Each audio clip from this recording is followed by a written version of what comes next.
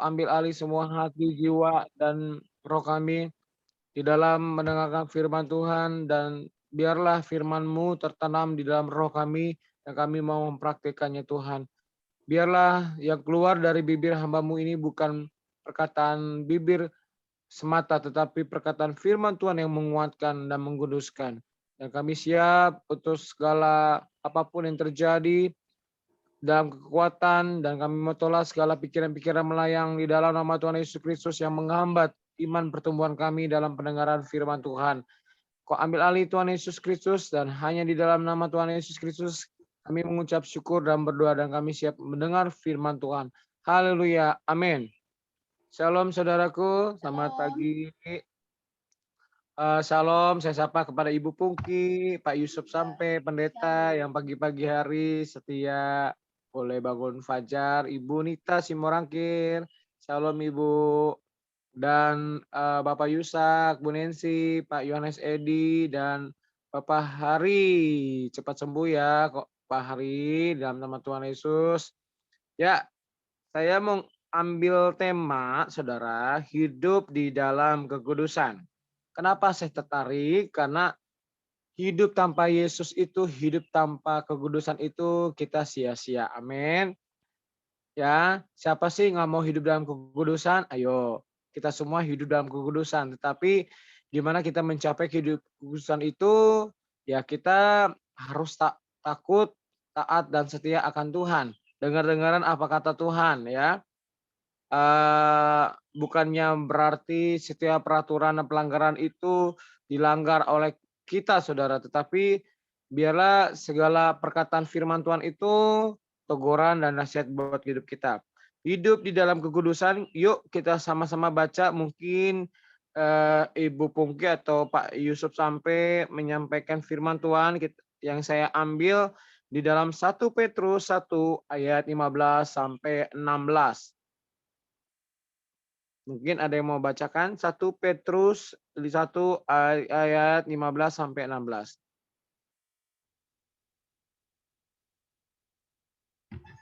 Pak Yusam bagaimana? Sudah siap?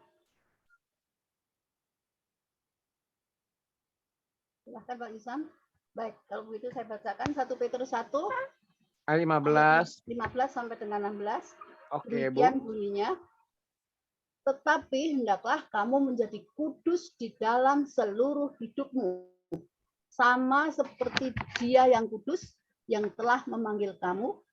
Sebab ada tertulis, kuduslah kamu, sebab aku kudus. Amin. Amin. Terima kasih kepada Ibu Pungki yang telah menyampaikan perkataan ayat firman Tuhan. Poin yang saya mau tegaskan adalah di ayat 16, Bapak Ibu Saudara. Tetapi hendaklah kamu menjadi kudus di dalam seluruh hidupmu, sama seperti Dia yang kudus, yang telah memanggil kamu, sebab ada tertulis, kuduslah kamu, sebab aku kudus. 1 Petrus 1 ayat 15 sampai 16. Kudus adalah suci, saudara. Allah itu kudus, artinya ia bebas terhadap di dunia. Ia menguduskan manusia, artinya memilih mereka sehingga menjadi milik Tuhan. Ia memilih manusia, ia memilih kita sehingga menjadi miliknya Tuhan. Ada amin. Sebagai anak-anaknya, kita harus merespon kekudusan Allah dengan cara hidup dalam kekudusan. Salah satu definisi kekudusan adalah berada dalam keadaan murni. Dalam bahasa Ibrani, kudus adalah kados. Kados, kados, kados. Adonai Elohim Sebaot. Ada nyanyian seperti itu, saudara ya. Yang sering kita nyanyikan itu nyanyian lama ya dalam bahasa Ibrani. Artinya naik lebih tinggi. Dalam bahasa Inggris definisi kudus adalah cut above. Cut above tulisannya cut above ya ejaannya. Artinya di atas rata-rata. Ya, kudus adalah di atas rata-rata dan kita memiliki kehidupan di atas rata-rata orang biasa, orang dunia. Dan karena kehendaknya, saudara, inilah kita telah dikuduskan satu kali untuk selama-lamanya oleh persembahan tubuh Yesus Kristus, sebab oleh satu korban saja ia telah menyempurnakan untuk selama-lamanya, ya. Mereka yang ia kuduskan. Ibrani 10 ayat 10 dan 14. Tuhan memanggil kita untuk naik ke standarnya, untuk hidup sebagaimana dia hidup, Bapak Ibu Saudara. Dan berpikir sebagaimana dia berpikir. Dia berpikir, inilah panggilan Tuhan kepada gerejanya. Kudus, kuduslah kamu sebab aku kudus. Kita tidak dapat mencapai kekudusan dengan mengandalkan kekuatan kita untuk mentaati berbagai peraturan. Sebaliknya, orang yang rendah hati tahu bahwa ia tidak dapat mencapainya. Ia bergantung pada anugerah dan kekuatan Allah, ya saudara. Dan Allah memberikan anugerah kepada orang yang rendah hati. Kekudusan adalah pekerjaan anugerah Allah, bukan hasil kekuatan daging. Sebab tanpa kasih Tuhan, sebab tanpa kasih karunia Tuhan, tidak ada orang yang mampu hidup dalam kekudusan. Namun demikian, seringkali kita berpikir apakah mungkin hidup di dalam kekudusan? Ya Allah, ada nyanyian saudara. Ya Allah damai sejahtera, kuduskan aku seluruhnya, agar roh, jiwa, dan tubuhku terpelihara sempurna. Hidup kudus dan tak bercacat di hadapanmu, mulia, suci pada kedatanganmu. Katakan sama-sama, Hosana, Hosana, datanglah Tuhan Yesus. Hosana, Hosana, ku merindukanmu. Ini lagu jadul banget ya saudara dalam hal rohani. Saya sering dulu WL, worship leader, suka menyanyikan. Kekudusan Tuhan ada di dalam Tuhan sendiri dan kita yang berharap dan taat setia akan Tuhan Yesus Kristus. Bagaimana kita dapat hidup di dalam kekudusan?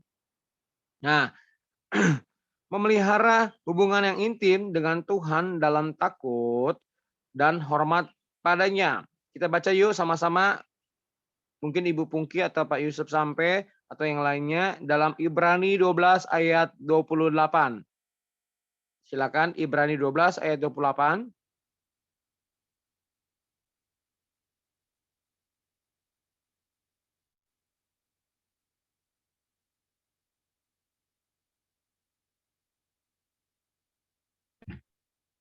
Ibrani 12 ayat 28.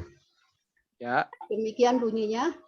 Jadi, karena kita menerima kerajaan yang tidak tergoncangkan, marilah kita mengucap syukur dan beribadah kepada Allah menurut cara yang berkenan kepadanya dengan hormat dan takut. Amin. Terima kasih Bu Pungki sudah menyampaikan kata-kata ayat firman Tuhan. Jadi karena kita menerima kerajaan yang tidak tergoncangkan, marilah kita mengucap syukur dan beribadah kepada Allah menurut cara yang berkenan kepadanya dengan hormat dan takut. Kita beribadah kepada Tuhan menurut cara Tuhan, bukan cara kedagingan kita, ya kan? Dengan hormat dan takut. Contoh, ya kalau kita bangun pagi, simpel aja. Kita bangun pagi, kalau kita nggak mau mandi, cuci muka aja, biar mata kita fresh dan tidak mengganggu dalam ngantuk kita, saudara, dan fokus kepada firman Tuhan. Ya, itu contoh yang kecil. Ya, jadi kita persiapkan hati, pikiran, jiwa, dan roh kita dalam kesempatan pujian penyembahan dan firman Tuhan. Segala sesuatunya ada persiapan. ya. Kita memberikan yang terbaik kepada Tuhan Yesus Kristus bukan sembarangan, saudara. Ya, mempunyai persekutuan komunitas dengan orang percaya dalam komunitas seperti New Life pada saat Zoom ini, kita dapat belajar dan sharing firman Tuhan. Ya, kita buka dalam 2 Timotius 3 ayat 16. 2 Timotius 3 ayat 16. 2 Timotius 3 ayat 16.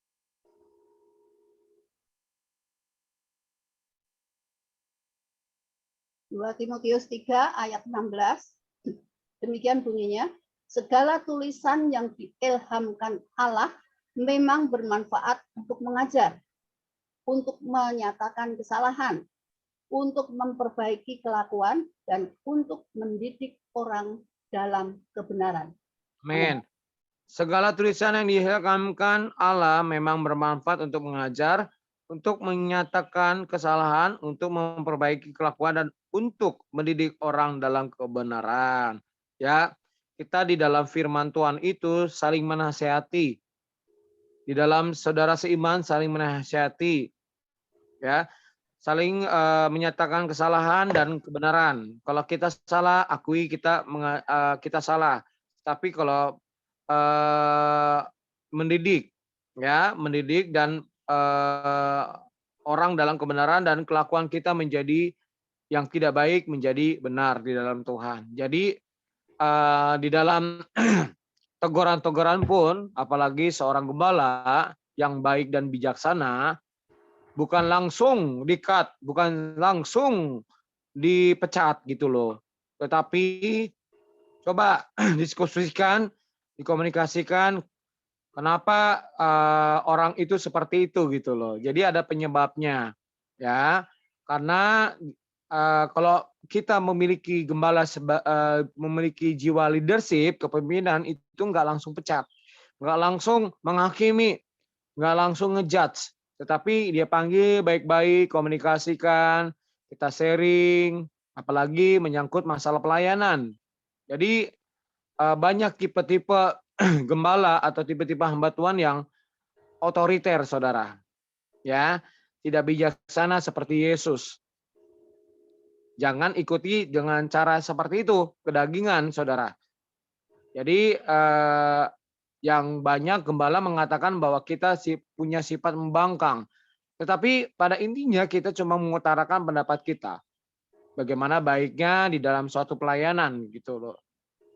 Jadi untuk biar kita lebih menjaga hidup dalam kekudusan itu seperti apa gitu loh. Jadi sebagai gembala, sebagai pemimpin atau sebagai hamba Tuhan yang baik dan bijaksana, segala sesuatu harus dikoordinasikan, segala sesuatu harus dibicarakan dengan baik.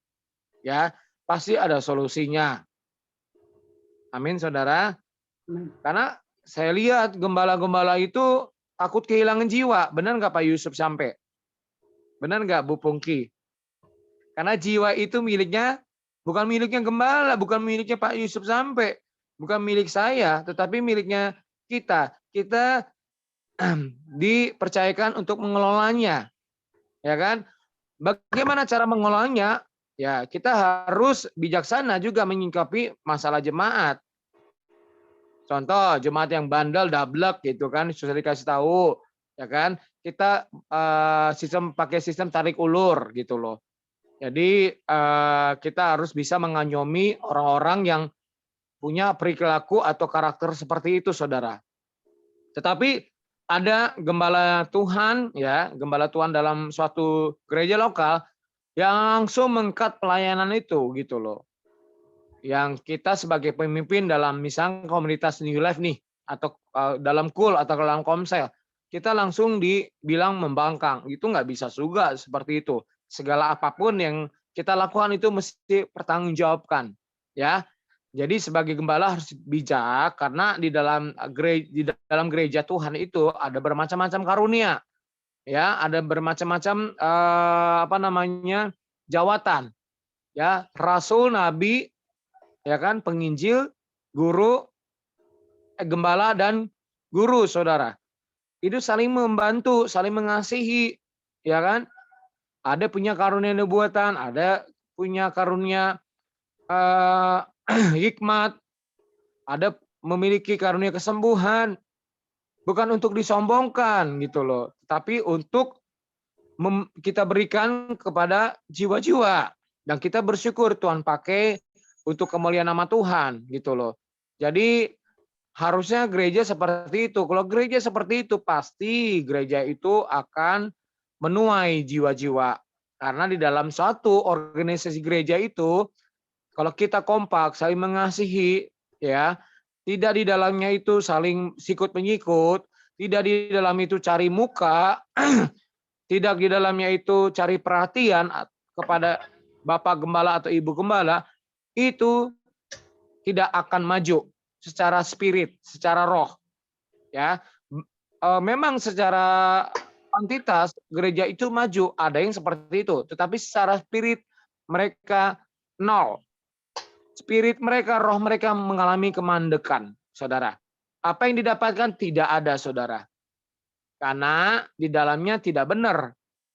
Dimulai dari pemimpinnya. Kalau pemimpinnya tidak punya jiwa leadership, bagaimana kita bisa mengayomi anggotanya, jemaatnya, ya? Apa yang jemaatnya utarakan, kita langsung makan mentah-mentah, nelan mentah-mentah. Tetapi kita dapat bertanya kepada Tuhan mengolahnya bagaimana, ini caranya, solusinya seperti itu. Nah, saya jujur ya, selama pelayanan 20 tahun lebih, sejak lulus SMA kelas 3, saudara, saya mengamati kepemimpinan gereja itu belum ada 100% yang hidup di dalam kebenaran dan hidup di dalam kekudusan. Mereka masih pakai idealisme dan egoisme masing-masing. Ya, salah satunya adalah takut kehilangan jiwa. Apalagi di dalam sosial media. Di dalam grup-grup WA, seperti Dokter Hari. Dokter Hari itu tidak melarang kita men-sharekan hal-hal yang baik dan benar tentang contoh seminar LGBT, tentang musik rock. Ya silakan. Karena jiwa-jiwa kan di luar New Life itu pasti memiliki kehausan akan roh, kehausan akan jiwa, pengetahuannya pengen bertambah lagi. Dia mendapatkan siraman ataupun makanan rohani dari tempat lain, nggak masalah. Contoh di dalam setiap kehidupan bergereja hari Minggu, ya, jemaat Tuhan gereja di GBI, besok sorenya di gereja KKI, ya kan? Besoknya lagi, besok itu di gereja paginya di HKBP, besok lagi di gereja GKMI. Ya, kita nggak bisa melarang jemaat untuk mau mendengarkan firman Tuhan, ya, mau melihat kebenaran firman Tuhan, kita nggak bisa melarang. Karena jiwa itu miliknya Tuhan. Nah, pemimpin ini harus berjiwa seperti itu, saudara. Mengayomi, ya, saudaraku, ya. Karena memang kebanyakan sekarang kalau gereja Tuhan, apalagi pemimpinnya sudah dipakai Tuhan, merasa sudah dikenal di dunia YouTube, sudah mulai dipanggil sana sini, mulai itu egoisnya mulai timbul. Benar nggak, Bu Pungki? Mulai akunya tuh, ya kan, jam terbangnya mulai bertambah di luar, nggak peduli dengan keadaan jiwa jemaatnya, cuek, ya, tidak diperhatikan kebutuhan hidup mereka, termasuk makanan rohani mereka. Dibiarkan berlalu seperti itu, makan diserahkan kepada bawah-bawahannya, wakilnya, sekretarisnya, kepengurusannya. Itu nggak bisa seperti itu, saudara. Tetap yang bertanggung jawab adalah pemimpin gereja, yaitu di dalam suatu gereja besar atau kecil, yaitu adalah posisinya gembala, ya kan? Nabi dan Rasul hanya cuma membantu bagaimana gereja itu bisa menjadi besar atau gereja itu bisa diarahkan kepada jalan yang benar, ya, termasuk pengajar gitu loh, termasuk guru.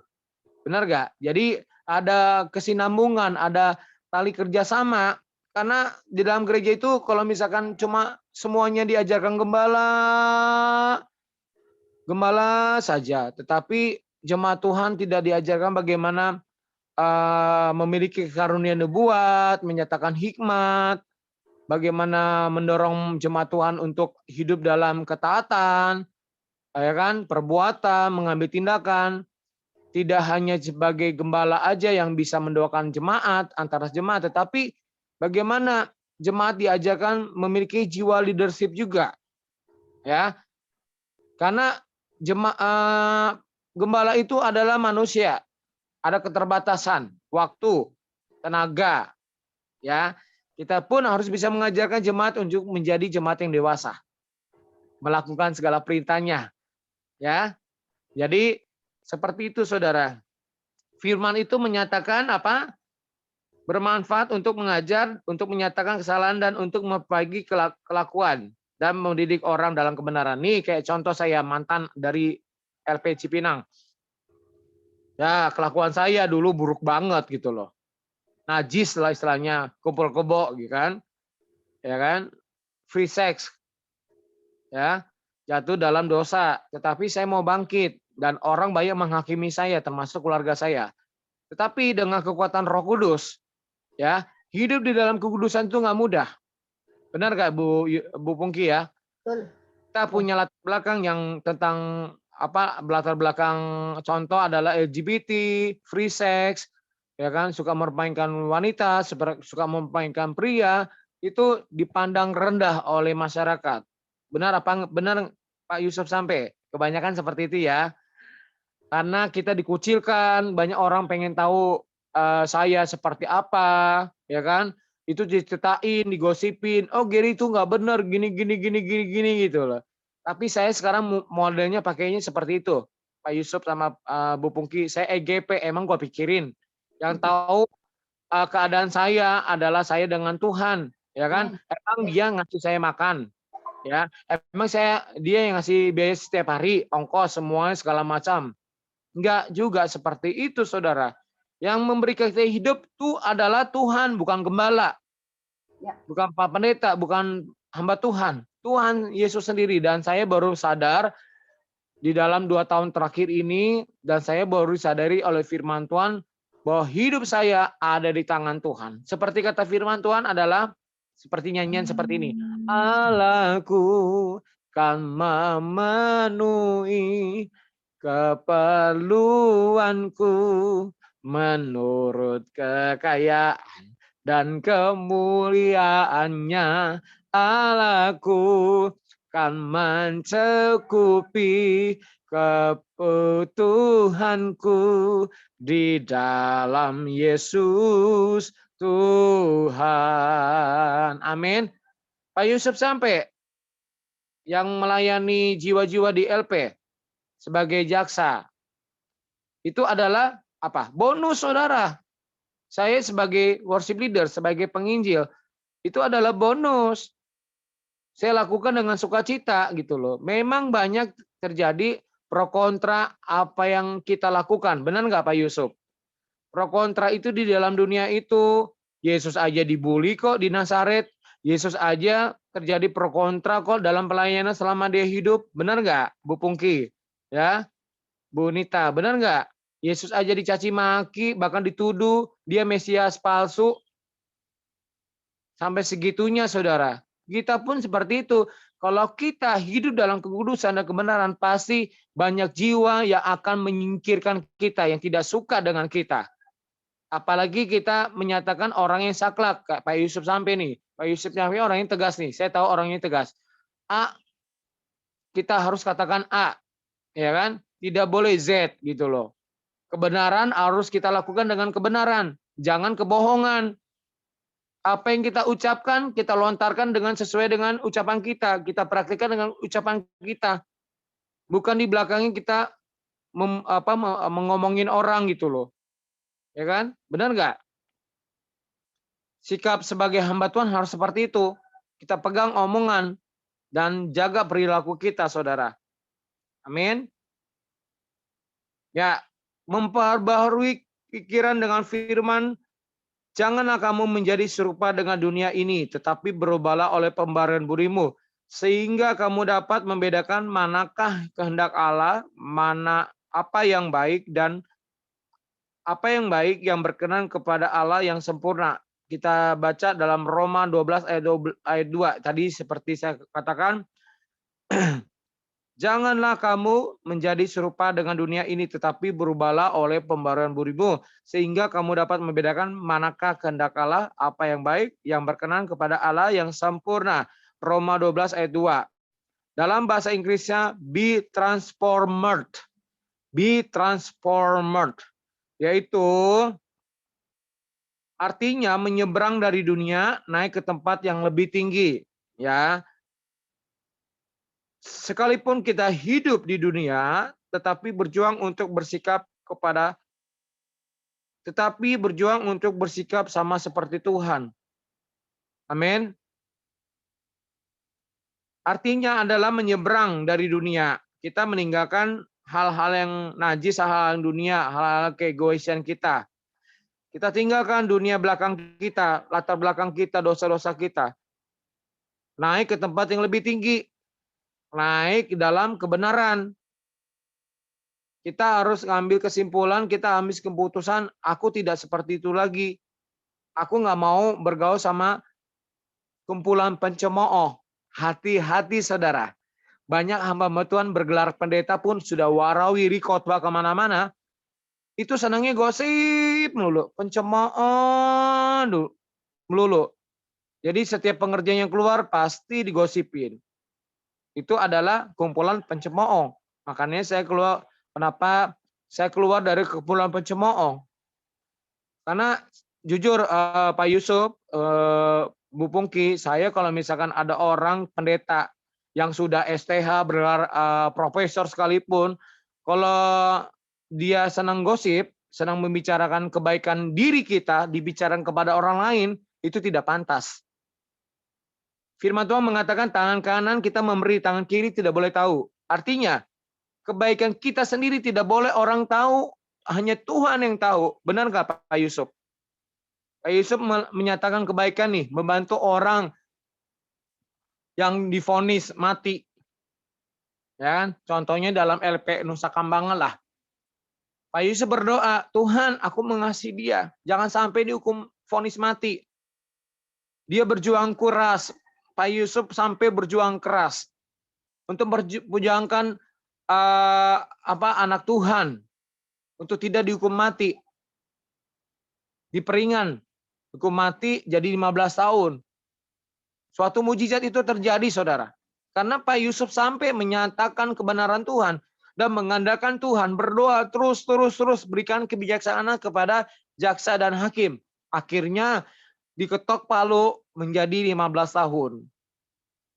Jarang-jarang ada ya Pak ya dengan kasus pembunuhan divonis mati ya Pak. Apalagi gembong mafia ya, narkoba.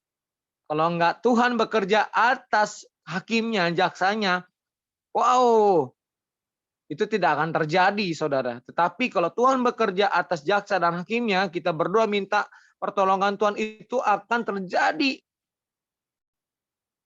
Itu yang Tuhan mau saudara.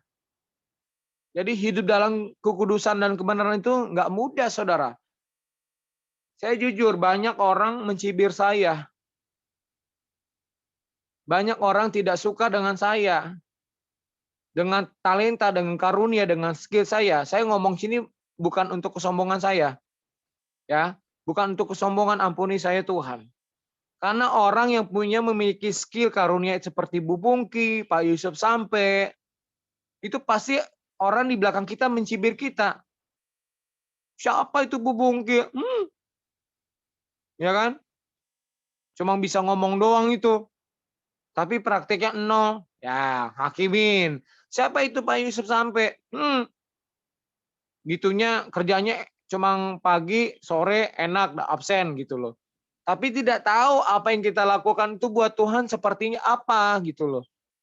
Orang ngomong doang enak ya, benar nggak Bu Pungki? Orang ngomong di depan kita enak aja ngomong berucap seperti itu.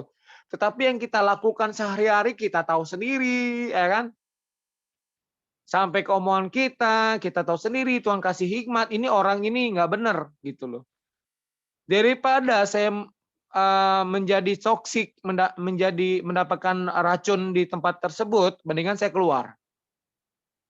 Bukan berarti saya punya iman yang yang mudah kecewa ataupun seperti anak kecil, nggak seperti itu. Tetapi saya mengambil kesimpulan, kenapa dalam 3 tahun terakhir itu banyak orang nggak suka dengan saya, karena apa? Saya orangnya sebagai penginjil ceplas-ceplos, tetapi ceplas-ceplos itu saya punya alasan gitu loh. Tapi orang yang tidak mau mendengarkan kebenaran dari saya, itu sakit hati, dibilang saya sombong, dengan pelayanan kita, ya kan? Dengan bla-bla seperti itu omongan mereka. Saya cuma katakan, jikalau kita punya karakter seperti itu, lakukan yang terbaik aja buat Tuhan. Pandang wajah Yesus. Whatever orang mau ngomong apa tentang kita. Benar nggak Pak Yusuf? Benar nggak Pak Bu Pungki dan Pak Yohanes Edi? Kita lakukan aja hal yang kebenaran, terobos aja. Karena iblis nggak suka kita untuk maju. Iblis selalu menjatuhkan kita lewat orang-orang yang tidak menyukai kita. Orang tersebut betapa bodohnya dipakai Tuhan untuk menjatuhkan kita, untuk menjelekkan kita. Padahal dia tuh udah pendeta, udah hamba Tuhan. Jujur, saya sudah mengampuni orang-orang yang bersalah kepada saya. Saya sudah mengampuni. Saya seringkali Bu Pungki membantu imam-imam musik, worship leader, singer, dan pemusik yang saya bawa dalam pelayanan akhirnya nusuk saya dari belakang. Dan saya mengampuni. Walaupun saya tidak melakukan kesalahan terhadap orang tersebut, saya mengampuni, saya berikan salam. Shalom, selamat pagi, gimana kabarmu hari ini? Saya menaruh bara api di atas kepalanya dia. Dan saya lihat perilakunya dia, wajahnya dia merasa bersalah. Jadi nggak perlu mengadakan pembelaan terhadap manusia. Nggak perlu minta pencarian pembelaan terhadap manusia. Itu sia-sia, itu sementara. Nggak perlu kita cari muka. Apa sih yang kita cari muka? Muka kita udah apa adanya kan Bu Pungki. Ya Gary dengan muka yang botak, kayak Pak Yusuf sampai dengan ubannya yang putih, Bu Pungki dengan rambutnya yang pendek, dengan alunan musik gitarnya. Apa adanya, kita bersyukur. Kenapa kita cari muka? Apa sih yang kita cari muka? Hah? Nggak ada, nggak penting itu. Kita harus melayani punya motivasi yang benar. Benar nggak, Bu Pungki? Kalau kita hidup dalam kebenaran, Yusuf aja menolak mentah-mentah Tante Potifar, dia difitnah, dipenjara, gara-gara menolak kenikmatan tubuh Tante Potifar. Dia lari, menjauh. Karena apabila dia jatuh dalam dosa pada saat itu, dia tidak akan menjadi raja, saudara. Benar nggak? Dan saya selalu melihat Yusuf, karakternya itu luar biasa dibentuk Tuhan. Bagaimana dia disesa, dibenci, dibully sama keluarganya sendiri, bahkan dijual, saudara. Bayangin aja, saudara kita menjual saya, misalkan saya punya saudara menjual saya. Sakit nggak? Sakit hati saya jujur, saudara, sebagai saudara. Saya dijual, ya kan, dengan harga misalkan 1 miliar. Ya kan? Mana ada sih wajah saya di harga 1 miliar, nggak ada ya Bu Pungki. Paling 1 juta ya Bu Pungki ya. Ini joke aja ya saudara. Ya, sakit hati nggak kita? Kecewa? Kecewa saudara. Jujur sebagai manusia kecewa. Tetapi Yusuf saya lihat karakternya luar biasa. Yusuf, saya belajar banyak tentang Yusuf saudara. Dia dibentuk Tuhan di dalam keluarga, Yerusalemnya sendiri dibentuk Tuhan. Ya, sampai dia bisa keluar dengan luar biasa dipakai, dengan humble-nya dia, dengan luar biasa kegantengannya dia, dengan kecakapan dia dalam berkomunikasi dengan orang lain. Itu yang Tuhan mau dalam kehidupan kita, saudara. Amin. Jadi kita harus pegang hidup dalam kekudusan. Ingat, kekudusan adalah lawannya dosa. Orang yang hidup dalam dosa itu suka mencibir, saudara. Benar nggak Pak Yusuf sampai? Orang yang hidup di dalam dosa itu suka mencari muka di dalam satu gereja, mengincar jabatan. Benar nggak? Segala apapun dengan perkataan-perkataan yang tidak baik terhadap gembala, dia singkirkan orang itu. Kalau sudah orang itu nggak ada, aman, kondusif, yang ada di dalam gereja itu yang saya rasakan sekarang, Pak. Jujur, Pak, Yusuf sampai itu yang saya rasakan sekarang. Tapi saya mengampuni pemimpin lama saya. Kenapa Pak Yusuf sampai jujur aja menyatakan saya kenapa keluar dari CMC Grace. Dokter Hari pun pemilik akun New Life ini mengatakan, dan Dokter Hari pada saat itu keluar. Saya keluar, dia keluar. Karena masalah sepele, masa tidak ada aturan di dalam CMC Grace itu menyatakan tidak boleh memposting atau memberikan flyer dari tempat lain. Masa gara-gara itu saya tidak dipanggil dulu. Saya membela jemaat, saya cuma bilang gini, saya menghargai jemaat satu jemaat loh. Saya mau lobby mereka dengan kasih sayang daripada Kristus. Saya membina mereka yang saya kenal. Saya bawa ke menara doa tersebut untuk saya rawat. Tetapi orang yang tidak tahu diri itu gembala, ya kan, dengan keronco-keronconya itu membiarkan satu jiwa itu sia-sia di hadapan Tuhan. Saya sedih. Susah loh untuk merawat satu jiwa, benar nggak Bu Pungki? Apalagi jiwa itu dablek, punya sakit jiwa, ya kan, sakit jiwa dalam roh, dalam perilaku. Susah loh. Pak Yusuf sampai tahulah, dia kan pelayanan penjara ya, membina orang-orang penjara seperti itu. Saya bukan menggosipkan masa lalu gereja saya, nggak masalah saya dicopot dalam kependetaan, nggak masalah. Tetapi bukan itu yang Tuhan cari status pendeta. Tuhan nggak tanya pendeta Yusuf sampai, pendeta Gary Morris, pendeta Ibu Pungki. Tidak ada namanya pendeta-pendeta di dalam kerajaan surga, nggak ada. Dia cuma tahu Gary Morris. Ya, apa yang kau lakukan selama di dunia? Sudah berapa banyakkah jiwa yang kau bawa kepadaku? Itu saja tugasnya. Gary Morris, gereja GBI gini. Nggak ada di dalam buku kehidupan, nggak ada kayak gitu, saudara. Tetapi Tuhan tanya, waktu kita di dalam masih dunia itu, apa yang kita lakukan terhadap Tuhan? Apa yang kita berikan? Jujur saya banyak belajar dalam 2 tahun ini, dalam pandemi ya. Ya 10 tahun lah dalam pelayanan saya. Banyak orang yang mencibir saya. Saya melakukan kebenaran, kekudusan. Orang tidak suka dengan kebenaran dan kekudusan yang saya lakukan. Pasti saya disikut. Tapi lebih enak, jujur ya Pak Yusuf, saya lebih enak jadi penginjil Pak. Satu saya memang di GBI, tetapi saya lebih suka jadi penginjil. Penginjil itu bawa jiwa aja ke gereja Pak. Bawa jiwa ke dalam rumah Tuhan. Ya kan? Kita baptis, kita bawa terima Yesus, urusan gembala itu tanggung jawab. Kalau dia nggak merawat Tuhan, kalau dia nggak merawat jiwa itu urusannya dengan Tuhan. Kita udah lepas tangan gitu loh. Penginjil gitu.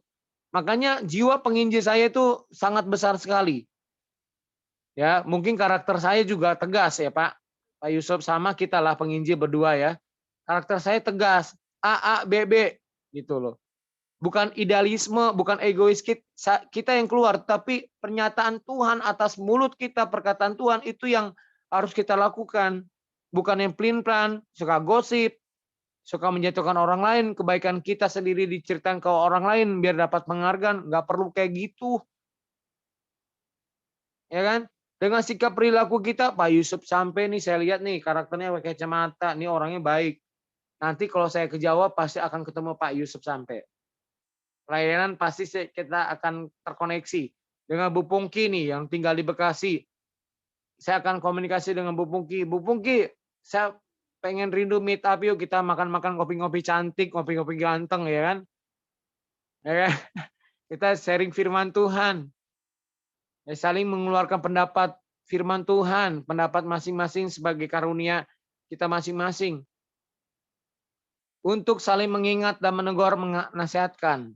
Ya saudara, jujur, saya dimanapun tidak ada kebencian, saudara. Saya udah lepaskan pengampunan orang yang bersalah kepada saya, membenci saya sudah lepaskan pengampunan.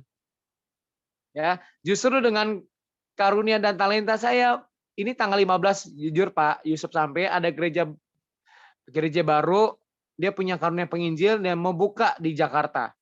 Lagi cari tempat. Dia minta saya untuk bantu karena dia tahu karakter saya. Ya, dia minta bantu saya menjadi worship leader, pembicara dalam komunitas kecil. Dia rintis, saudara. Itu di Jakarta. Gak perlu disebutkan daerah mana, tapi dia minta bantuan saya. Oke Pak, untuk jiwa-jiwa saya mau. Bukan untuk Bapak ya, untuk jiwa-jiwa saya mau. Kayak gituin. Ya sama-sama kita bergandeng tangan. Dan dia tidak melihat latar belakang saya, saudara. Tetapi dia melihat perubahan hidup saya yang benar di hadapan Tuhan. Dan koneksi dengan Tuhan, saudara. Itu aja yang saya mau sampaikan. Hidup di dalam kekudusan itu tidak mudah, saudara. Kita harus praktekkan melalui perkataan, perbuatan, dan tingkah laku. Jadilah berkat dimanapun kita berada, di dalam pekerjaan, usaha, bisnis, rumah tangga, seperti Ibu Nita, punya yayasan, panti asuhan, dengan luar biasa, melanjutkan dari keluarga besarnya. Untuk Bu Nancy sebagai ibu guru yang cantik, yang bijaksana, yang luar biasa, Pak Yohanes Edi sebagai bapak rumah tangga, imam, ya kan, sebagai pendeta juga, Bu Liviana sebagai rumah tangga, Dokter Hari sebagai dokter jantung, ya kan, anak-anaknya diberkati, anak-anaknya yang udah besar, anak-anaknya 2 orang tadi muncul di layar screen, diberkati dan diberikan kepandaian, istrinya juga. Kita masing-masing lakukan tugas dan tanggung jawab aja. Hidup dalam kekudusan dan kebenaran aja. Itu aja yang kita bisa lakukan. Kalau kita udah bisa lakukan hal gitu, dalam hal kecil gitu, pasti Tuhan akan mendatangkan berkat. Amin. Percaya saja, berkat. Saya hidup semenjak pandemi ini, saya hidup bergantung dengan Tuhan. Saya hidup sendiri, saya yatim piatu, Bu Pungki. Papa saya udah meninggal 2004, mama saya meninggal 2009. Saya kena penyakit diabetes karena mama penyakit turunan. Tapi saya udah patahkan, di dalam Tuhan Yesus Kristus tidak ada penyakit turunan. Dan imani sembuh. Akhirnya apa? Diberikan kesempatan Tuhan untuk 2 kali untuk hidup. Dan tidak mengalami kematian. Dan Yesus menyatakan mimpi, dan saya berjumpa 2 kali. Di dalam kesakitan saya dirawat jalan di rumah kakak saya di daerah Cibinong, Bogor, Jawa Barat. 2 bulan, Februari, waktu itu COVID-19 itu Omikron di besar-besarnya di Jabodetabek dan tidak ada tempat buat saya untuk donor darah. Dokter bilang, ada salah satu dokter pria bilang, kamu kalau nggak didonor darah dalam waktu berapa minggu kamu akan mati. Buktinya sampai sekarang saya bisa hidup bulan Mei. Saya minta donor darah dari Tuhan langsung, nggak perlu pakai donor darah manusia. Amin. Saya ingat perkataan Pak Yusuf sampai yang selalu terngiang-ngiang pada saat waktu khotbah di Menara Doa CMC Grace. Minta. Kalau Anda punya kesakitan, minta organ tubuh yang baru dari surgawi karena dia punya stok yang banyak. Organ tubuh jantung kita, hati kita, mata kita, mulut kita, nafas kita, tangan kita. Tuhan berikan secara gratis. Karena apa? Terjadi di alam supranatural dulu, dalam roh. Baru terjadi dalam alam fisik.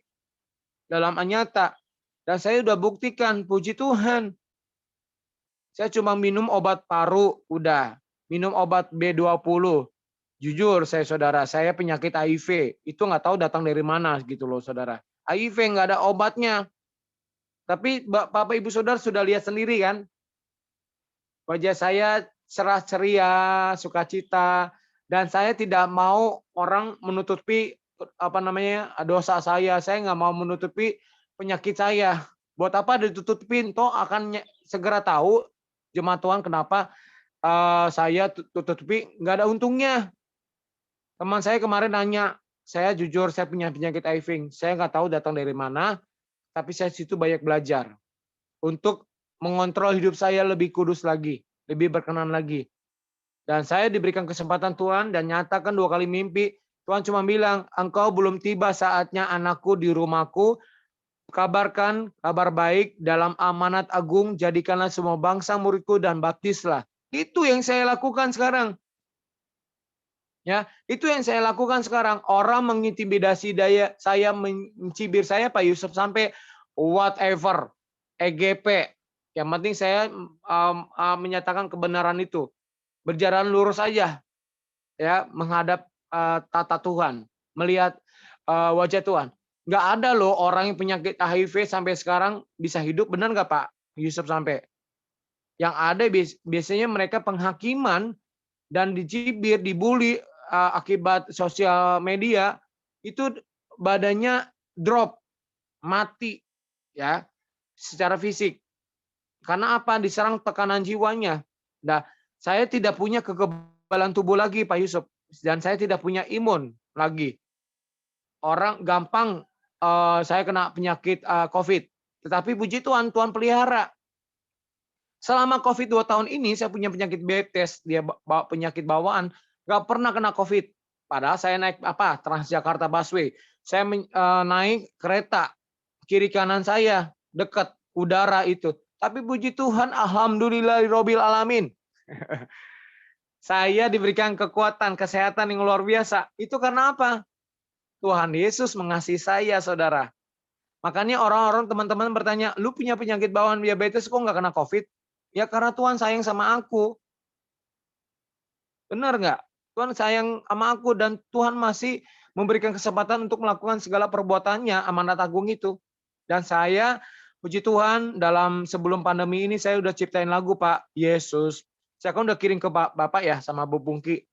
Yang lagu Yesusku, Yesus penyembuhku, Yesus pemulihku, diambil Mazmur 84 ayat 1 sampai 4. Itu benar-benar pengalaman saya disembuhkan dari penyakit wasir. Dulu parah banget Pak, wasirnya sampai bengkak, sampai ada kulit, sampai berdarah-darah kalau kita, buang air besar, berdarah-darah. Tapi saya imani, kata pendeta, pegang yang daerah sakit. Wah, saya malu banget kan, di belakang saya kan bokong ya, saya malu banget pura-pura melas-melas gini, garu-garu gitu ya.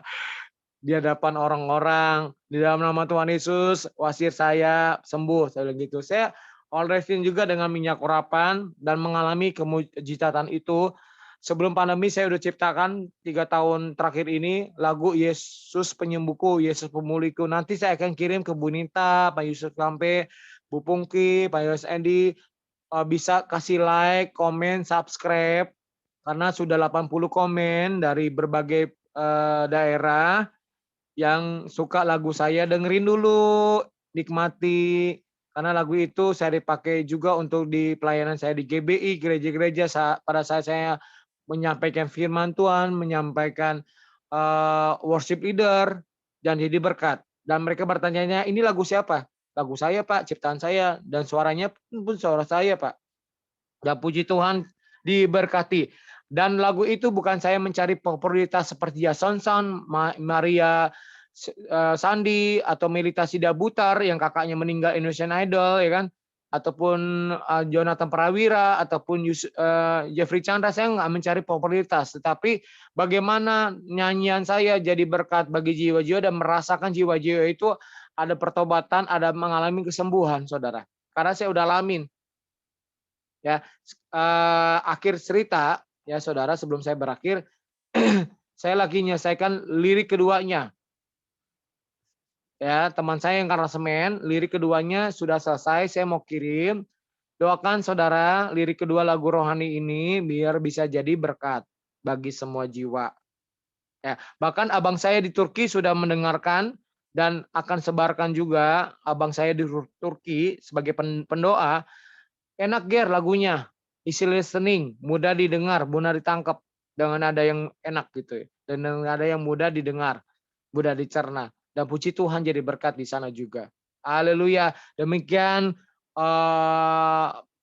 sharing saya, hidup di dalam kekudusan. Tetap keep moving, tetap role-nya di dalam Tuhan. Apapun rintangan, cobaan, masalah kita, orang di depan kita mencibir kita, menghalang kita di belakang, mendepak kita dengan berbagai cara, Tuhan pasti bela kita. Pembelaan yang sempurna itu daripada Tuhan, bukan daripada manusia. Manusia bersifat sementara, tetapi Tuhan selamanya. Itu saja yang saya mau sampaikan, Bu Pungki. Kita sama-sama tundukkan kepala, kita berdoa yuk. Terima kasih Tuhan Yesus Kristus buat firman Tuhan yang luar biasa. Kami banyak belajar Tuhan, kami banyak dibentuk dengan firman Tuhan untuk kami menengahkan keegoisan kami, kesombongan kami. Siapakah kami ini Tuhan di hadapan Engkau? Tidak ada apa-apanya Tuhan. Kami hanya biji mata-Mu, umat yang berharga di mata-Mu Tuhan. Pakai setiap kami Tuhan. Firman Tuhan yang menasihatkan, menegur, mendidik, dan mengajar. Membentuk karakter kami menjadi lebih sempurna. Menjadi lebih baik lagi dan lebih benar di hadapan Engkau. Apapun profesi kami, sebagai jaksa, pelayanan di LPLP, sebagai ibu rumah tangga, sebagai pendidik, pengajar, dan lain sebagainya, bentuk Tuhan, untuk kemuliaan nama-Mu Tuhan. Ajar kami untuk selalu tetap rendah hati. Ajar kami untuk mengasihi jiwa-jiwa dan mendoakan jiwa-jiwa sekeliling kami, terutama keluarga kami yang saat ini belum kesampaian untuk mengalami Tuhan. Kami berdoa di dalam nama Tuhan Yesus Kristus, berkati jiwa-jiwa. Jiwa-jiwa Tuhan. Selamatkan Indonesia. Selamatkan jiwa-jiwa yang berada di sekeliling kami. Kami rindu mereka menerima kebenaran. Siapakah Yesus Tuhan itu? Siapakah juru selamat itu di dalam kehidupan mereka? Terima kasih Bapa. Walau firman Tuhan berlalu begitu saja, tetapi firman Tuhan tidak akan pernah sia-sia. Apa yang kami tabur akan kami tuai. Firman Tuhan menjadi rema dalam kehidupan kami walaupun sudah selesai pada saat ini. Dan hanya di dalam nama Tuhan Yesus Kristus kami mengucap syukur dan berdoa. Sama-sama dengan saya katakan, amin. Terima kasih Bu Pungki. Setiap orang-orang yang mendapat tugas untuk di pelosok-pelosok, di daerah-daerah yang terpencil, kami percayakan keluarga-keluarga mereka ada dalam genggaman-Mu ya Bapak. Kami juga rindu untuk Presiden kami Tuhan, Pak Jokowi, Wakil Presiden Pak Maruf, biar Kau juga menolong mereka mempunyai hikmat bijaksana yang daripada-Mu, sehingga mereka boleh membawa bangsa dan negara kami ini di jalan yang seturut kehendak-Mu. Kami rindu juga untuk para penginjil, para pendeta, para misionaris ataupun segala sesuatu yang bergerak di pelayanan untuk melayani Engkau menyertai mereka Tuhan. Engkau menyertai di dalam segala pelayanannya, begitu juga di dalam pergumulan-pergumulan rumah tangga mereka, Engkau mencukupkan. Tuhan, kami juga berdoa untuk semua anak-anak-Mu yang mungkin terhimpit, teraniaya di dalam segala hal. Kami rindu Tuhan, Engkau memberikan mujizat dan berkat-Mu bagi mereka yang berteriak dan berseru hanya kepada-Mu. Kami juga berdoa untuk bangsa-bangsa dan negara-negara di tetangga kami. Kami juga memohon berkat-Mu untuk para pemimpin mereka, untuk mendapat hikmat dan bijaksana yang daripada-Mu. Kami rindu Tuhan, semuanya ini bergerak di dalam kendali-Mu. Dalam nama Tuhan Yesus kami berdoa. Amin. Pastor Kerry, silahkan. Ya, kita sama-sama berdoa berkat untuk pada pagi hari ini. Kita angkat kedua tangan kita tinggi-tinggi Pak Hari dulu, Pak. Ya. Pak Hari, doakan Pak Hari dulu. Ya, oke Bu. Berkati Dokter Hari di pasca operasi kemarin Tuhan. Dengan kesehatan Engkau pulihkan semakin baik. Tulang belakangnya semakin membaik. Amin. Tulang belakangnya semakin sempurna di hadapan Engkau Tuhan. Karena kami percaya Dokter Hari bersandar kepada Engkau Tuhan. Hidupnya benar-benar melayani Tuhan. Berkati keluarga besarnya, berkat istri dan anaknya di dalam kebutuhan pribadinya, di dalam kebutuhan pelayanannya. Di dalam pekerjaannya Engkau cukupkan Tuhan. Dan hanya di dalam nama Tuhan Yesus Kristus kami membicarakan Dokter Hari. Kita akan menerima berkat daripada Tuhan Yesus Kristus. Terimalah berkat dari Bapa Surgawi dan penyertaan Tuhan yang sempurna daripada Tuhan Yesus Kristus sendiri dan penyertaan penghiburan yang luar biasa daripada Roh Kudus menyertai kita di dalam usaha bisnis, pekerjaan kita, rumah tangga kita, usaha kita, dan lain sebagainya. Hanya di dalam nama Tuhan Yesus Kristus kami mengucap syukur dan berdoa. Sama-sama dengan saya katakan, amin. Terima kasih.